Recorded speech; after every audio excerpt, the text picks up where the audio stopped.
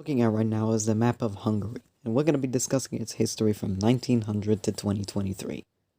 Alright, let's begin. In the beginning of the 20th century, Hungary was a part of a dual union. I wouldn't be saying dual union because there were more countries that used to be a part of this union, with Austria and other countries under the flag of Austria-Hungary.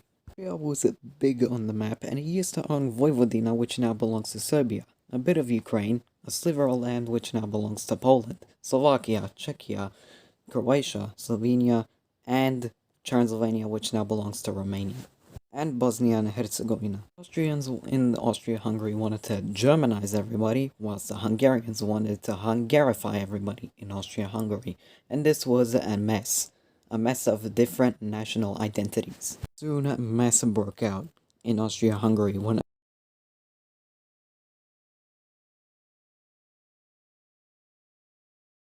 resulted in Austria-Hungary invading Serbia, which they ganged up with the German Empire, the Ottoman Empire, and these were the Central Powers. But Russia took Serbia's side, let's be honest.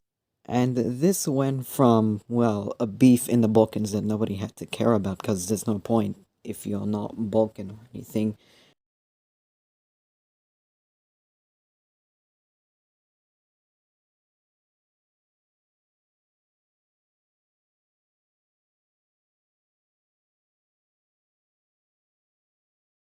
The end of World War I, Austria-Hungary looked like it was about to shatter itself into millions of pieces of glass. So, what happened on October 17th of 1918? 3 weeks and 4 days before World War I was over. Or 25 days for your understanding. Well, Hungary had no choice but to say all good things come to an end, and must come to an end, and declared itself independence. Or did a self-independence declaration, that's what I like to call it when a country decides to declare a self-independence from something they created with everybody else. June 4th, 1920, Hungary was forced to sign the Treaty of Trianon, which resulted in Hungary losing 72% of its territory, and lost territory to its neighbors such as Yugoslavia, Czechoslovakia, even a sliver of land to Austria, the Soviet Union to, well, modern-day Ukraine, and Transylvania to Romania. It went from this to this. And June 4th, 1920, the day that they signed the Treaty of Trianon, was the saddest day in Hungary's history, because it is now landlocked.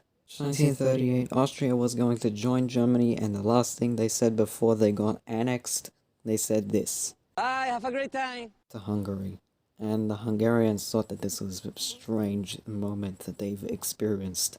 At the start of World War II, Hungary declared neutrality like everybody else, but on November 20th, 1940, during the worst year for Europe, because of Germany doing a huge conquest in Europe, Hungary decided to side with somebody. Side with the Germans. And thanks to Hungary joining the Axis, they had the audacity to take Transylvania, which angered Romania. At the end of World War II, Hungary was still fighting for the Germans until they got communist anvil, and then in 1949 they became the Hungarian People's Republic. The People's Republic. That sounds so dumb. The People's Republic. More like the government's republic. Oh, in the 50s, the Hungarians did not like it being under a communist nation, and they also did not like the Warsaw Pact either. So this resulted in the 1956 Hungarian Revolution, where the Hungarians were rebelling against communism, and then the Soviet tanks had to do something. And that's to crush the rebellion, and there was self-communism. So Hungary was still a communist nation, even after the Hungarian Revolution. October 25th, 1956, after the Hungarian Revolution, everybody thought that they were going to face corruption, after picking János Kadar as their president. But luckily, all that he did was modernize the crap out of Hungary in the 60s. And in 1974, it was a time when everybody, and I mean everybody, was trying to solve a 3D Hungarian puzzle known as the Rubik's Cubes. Democracy was returned in 1989 to Hungary, and in the same year that they got democracy again, János Kadar died, which was pretty sad. At least he wasn't corrupt, unlike Nicolae Ceausescu from Romania. In 1999, Hungary joined NATO and then the EU in 2004. In 2008 to 2009, there was a time when everybody started to use a stock image of an old guy smiling at the camera. That's the Hide the Pain Herald meme, which, thanks to a Hungarian guy named Andras Arato, this resulted in the meme blowing up like crazy. And honestly, I think that Hungary just, after posting the Hide the Pain Herald meme, they became the meme capital of Europe. Here we are today.